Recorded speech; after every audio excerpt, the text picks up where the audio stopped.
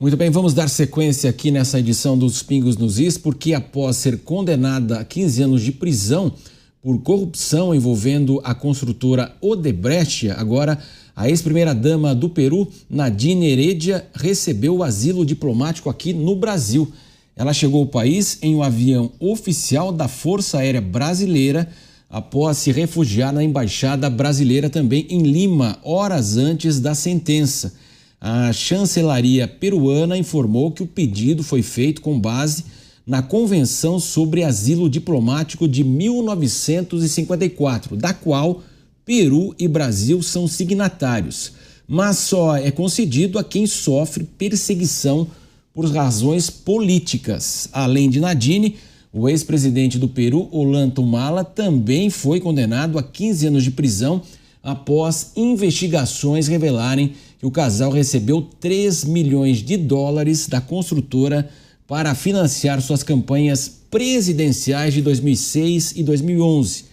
Parlamentares da oposição criticaram a decisão do Planalto e também afirmaram que o Brasil virou um resort de criminosos. Quero começar com o Beraldo. Beraldo, aqui a nossa Lava Jato, tudo aquilo que ouvimos, tudo aquilo que passou, as investigações, tudo aquilo não valeu, né? Então só temos inocentes na nossa Lava Jato aqui do Brasil. Mas no caso aí do Peru, a situação parece que foi diferente, Beraldo. Pois é, o Peru não tem justiça eleitoral, né, para que possa liberar todo mundo. Agora, eu queria dar as boas-vindas, né, a esses dois recém-chegados bandidos ao Brasil, um traficante húngaro e outra a ex-primeira-dama do Peru condenada por corrupção junto com o marido. É realmente, assim, marcante nós termos essas duas figuras agora. Aliás, ela que foi transportada em avião oficial. Afinal de contas, corrupta merece tapete vermelho e honras de Estado no Brasil que vivemos hoje. E aí estão aí, passeando livres, leves e soltos, contando com toda a cordialidade, com toda a gentileza da justiça brasileira e dos órgãos oficiais brasileiros. Isso fala tanto sobre o Brasil que é de entristecer. Observar o que aconteceu com o Brasil a partir do início da Operação Lava Jato, em que ficou claro o uso do Estado brasileiro não apenas para enriquecimento ilícito, mas, sobretudo, para que dinheiro público fosse utilizado, desviado para empresas que depois financiavam campanhas eleitorais com dinheiro roubado, não dando chance aos adversários de vencer, ou seja, não havia absolutamente nenhuma chance da democracia prevalecer no Brasil, enquanto essas campanhas políticas eram irrigadas com dinheiro roubado. E aí agora a gente vê tudo o que se desenrolou, desde o ápice do combate à corrupção, a chegar agora e dizer que a Lava Jato era uma seita, que a Lava Jato pode ser equiparada ao PCC. Fala-se isso em fóruns internacionais, Márcio. Quer dizer, como é que será que as pessoas de fora, que acham que corrupção é um crime grave, que acham que tráfico de droga é crime grave, como é que será que essas pessoas recebem esse tipo de manifestação das autoridades brasileiras? Olha, eu posso estar enganado, mas eu tenho a impressão de que vai ser difícil queimar mais o filme do Brasil no cenário internacional do que ele já está. É isso mesmo, Dávila? O Beraldo está coberto de razão. Aliás, é mais um retrato da degeneração do Estado democrático de direito no Brasil. Esse desrespeito à justiça, este país onde a corrupção triunfa com a conivência do Supremo Tribunal Federal, como você bem disse, soltou todo mundo da Operação Lava Jato. Então parece que no Brasil corrupção não é crime. Parece que corrupção é tratado como uma infração menor e a justiça acaba soltando todos os corruptos. Por isso, a primeira-dama, a ex-primeira-dama do Peru, é bem-vinda. Afinal de contas, todos aqueles envolvidos nos escândalos com a ex-construtora Odebrecht estão livres, leves e soltos no país. Ao passo que no Peru eles foram condenados, nos Estados Unidos foram condenados, em países onde, pelo menos, a justiça ainda existe e corrupção é considerado crime. E, por fim, essa imagem da degeneração do Estado Democrático de Direito e, principalmente, essa maneira pela qual a corrupção é tratada com leveza no Brasil está estampada nos rankings internacionais.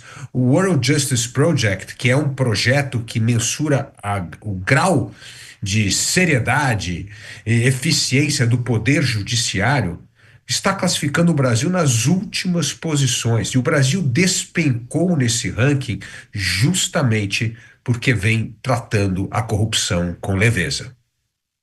E por isso virou um refúgio natural, Mota? Vamos tratar esse assunto com cuidado. Primeiro, a chancelaria peruana disse que o pedido de asilo foi feito de acordo com a legislação internacional. Eu não sou especialista nesse assunto, mas tenho que dar parabéns ao governo do Peru pela lição de civilidade, de democracia.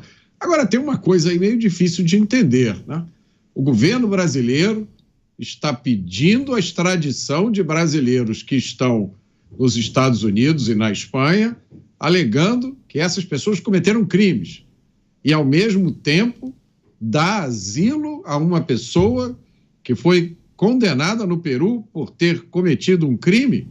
É uma história complicada, que fica mais complicada ainda quando a gente descobre que o crime pela qual a pessoa foi condenada é corrupção e que ele envolve uma empresa brasileira.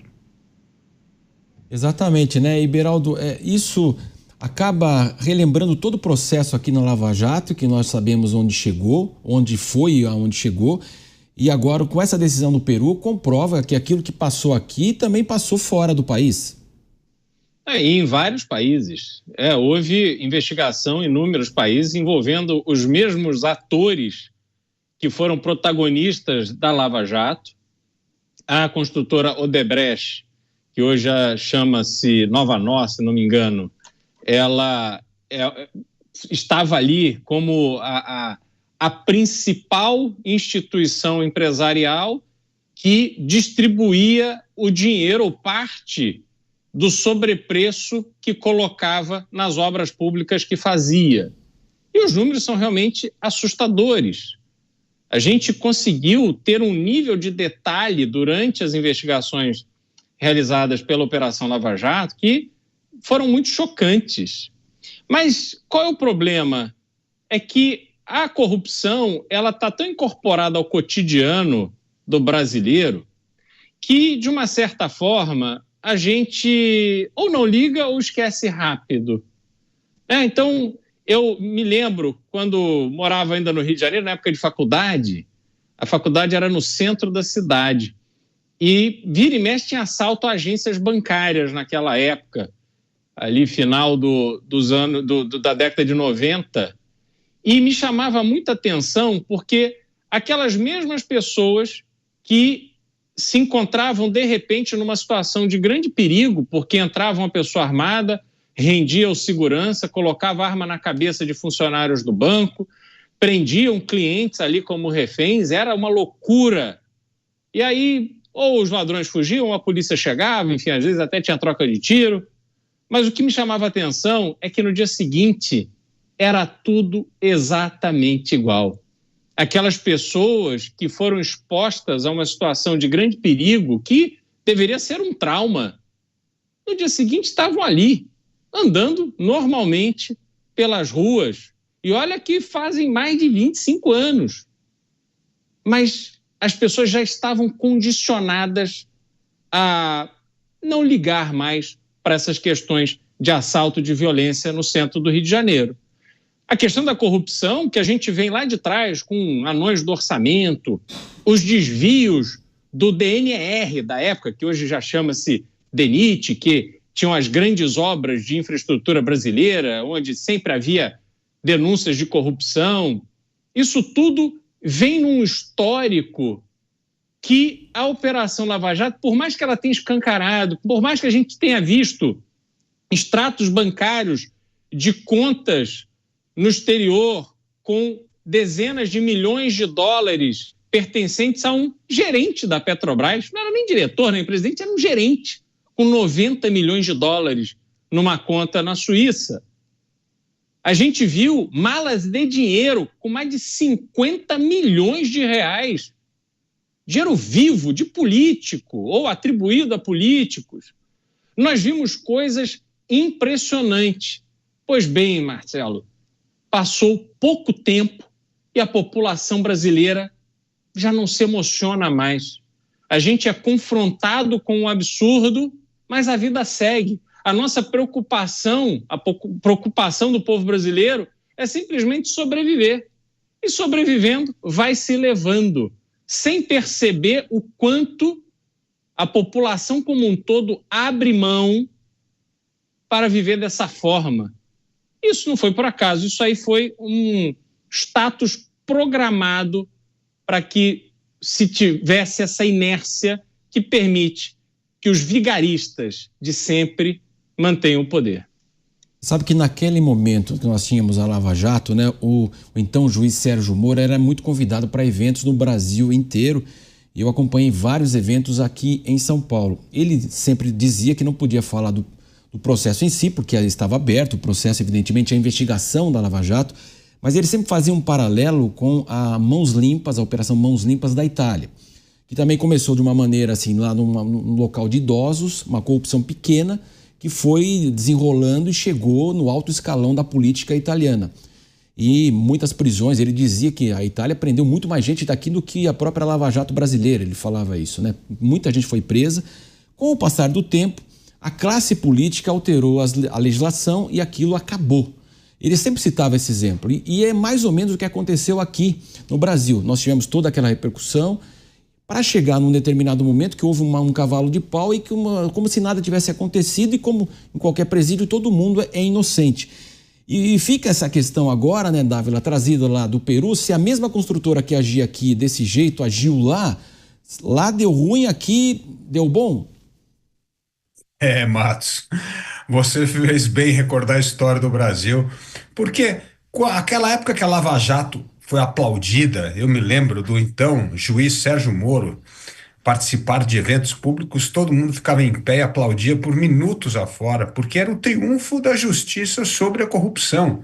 Parecia momentos inacreditáveis no Brasil, onde a corrupção sempre triunfou. E a mesma coisa, como você bem colocou, aconteceu na Itália, com a Operação Mãos Limpas. E depois as duas acabaram sendo desmanteladas pelo sistema político. Foi a contra-reação do sistema para desmantelar a Lava Jato. E aí me lembra muito, inclusive depois desse ótimo relato do Beraldo, a frase do Rui Barbosa. O Rui Barbosa, que foi o nosso grande tribuno, ele dizia que a justiça desanima o trabalho, a honestidade, o bem. E de tanto ver triunfar as nulidades, de tanto ver prosperar a desonra, de tanto ver crescer a injustiça, de tanto ver agigantar os poderes nas mãos dos maus, o homem chega a desanimar da virtude, a rir-se da honra e a ter vergonha de ser honesto. Nunca vi Barbosa estar tão correto como nos dias de hoje. Perdão, Dávila. E não é sempre bom lembrar também, né, Mota, que a gente viu o traficante com 2 condenações em segunda instância saindo pela porta da frente e, obviamente, nunca mais foi visto e lembrado também, né, Mota? Marcelo, eu não sei como explicar as coisas que aconteceram nos últimos anos no Brasil, desde 2019 para cá. Eu tenho essa dificuldade, porque eu preciso, às vezes, explicar para os meus filhos o que está acontecendo. As pessoas me param na rua e querem que eu responda perguntas que eu não consigo responder. Porque a cabeça de algumas pessoas mudou 180 graus. Personalidades públicas que compartilhavam conosco, com a maioria dos brasileiros, a indignação pelo rumo que esse país tinha tomado, de repente esqueceram essa indignação, mudaram 180 graus as suas opiniões. Fatos fartamente documentados e divulgados foram completamente esquecidos. A justiça desse país deu um cavalo de pau e esqueceu determinadas coisas. Então, é muito difícil explicar isso que está acontecendo. A gente sobrevive mantendo a esperança de que um dia, no futuro, o Brasil vai reencontrar o seu caminho. E aí há um dever de casa muito grande a ser feito para corrigir todas essas loucuras que a gente viu acontecendo aqui.